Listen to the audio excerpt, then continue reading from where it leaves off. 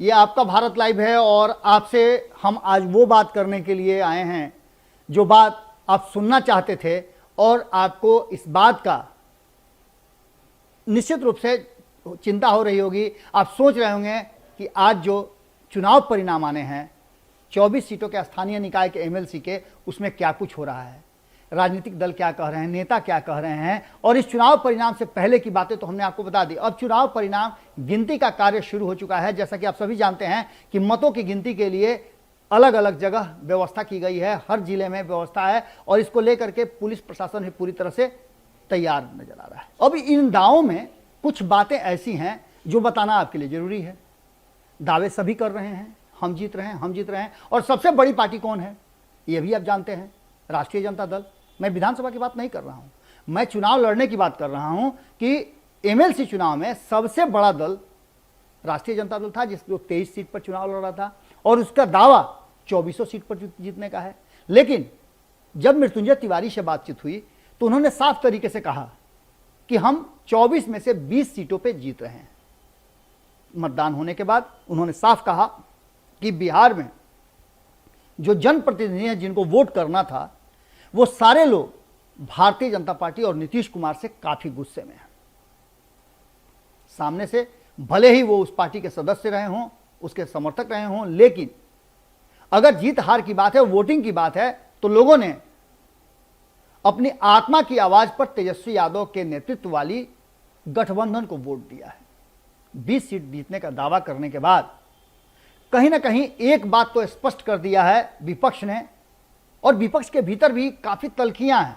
आपने देखा होगा कांग्रेस अलग चुनाव लड़ रही है, हालांकि एनडीए में भी तल्खियां बहुत है। एनडीए में बहुत सारे दावे हो रहे थे, कहा यह जा रहा था कि भीतर घात हुआ है। लेकिन इन सब के बाद अब आज जब चुनाव परिणाम आने की स्थिति आ गई है तो सत्ता पक्ष में बैठे लोगों की भी कहीं ना कहीं चेहरे पर हवाइयां जरूर उड़ रही हैं।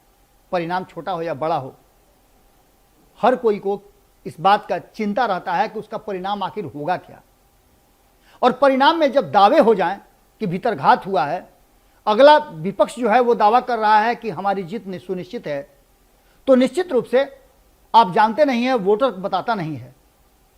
तो ऐसी स्थिति में निश्चित रूप से चिंताएं बढ़ जाएंगी। लेकिन भारतीय जनता पार्टी ने स्पष्ट संकेत दिया है कि इस चुनाव के परिणाम चाहे जो भी हो, उससे सरकार की सेहत पर कोई असर नहीं पड़ने वाला है। और ये सब जानते हैं कि चुनाव विधान परिषद का होने जा रहा है। विधान परिषद के सीट संख्या बढ़ने और घटने से विधान सभा में कोई अंतर नहीं पड़ना है और सरकार की सेहत पर कोई असर नहीं पड़ना है। लेकिन इन सब के बावजूद तेजस्वी यादव ने साफ तरीके से यह बात कह दिया है कि, और कहीं ना कहीं उन्होंने भारतीय जनता पार्टी और नीतीश कुमार की नींद जरूर उड़ा दी है, यह कह करके कि सरकार रहेगी या जाएगी।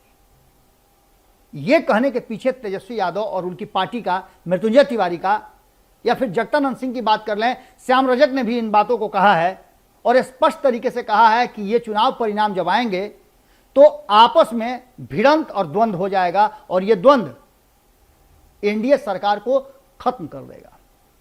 काउंटडाउन तो शुरू हो ही चुका है और नीतीश कुमार जिस तरह से 2020 का बदला लेने के लिए भारतीय जनता पार्टी के विरुद्ध मुकेश सहनी को भड़का करके उनके उम्मीदवार खड़ा करा दिए, जो वोट काटने के लिए काफी हैं, ये सब बातें भीतर खाने में चल रही हैं।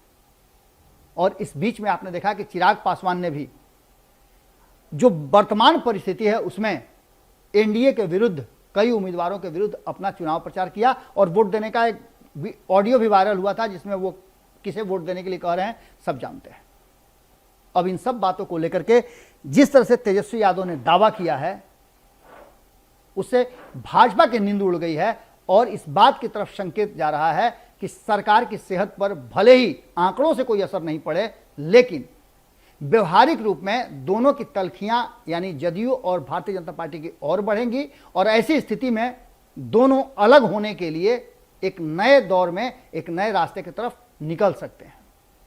अब तेजस्वी यादव की इन बातों में कितना दावा है, क्योंकि दावा तो पहले भी करते आ रहे हैं कि सरकार गिर जाएगी, सरकार भस जाएगी। जब से ये सरकार बनी है तब से ये दावे हो रहे हैं, लेकिन बदली हुई परिस्थिति में क्या तेजस्वी यादव का दावा 20 सीट जीतने का और दूसरा कि सरकार पर भी सेहत पर असर पड़ेगा, सरकार रहेगी या जाएगी, क्या होगा सरकार का, ये चर्चाएं जबरदस्त चल रही हैं।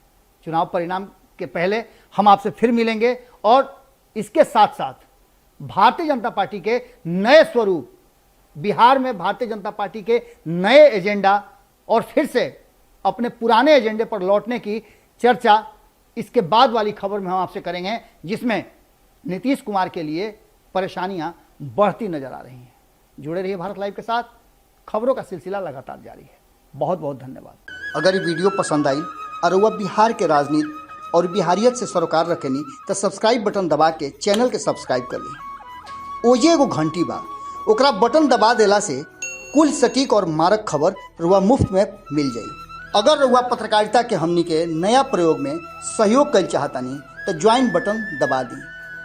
पेटीएम नंबर नोट कर ली 9386816700। धन्यवाद।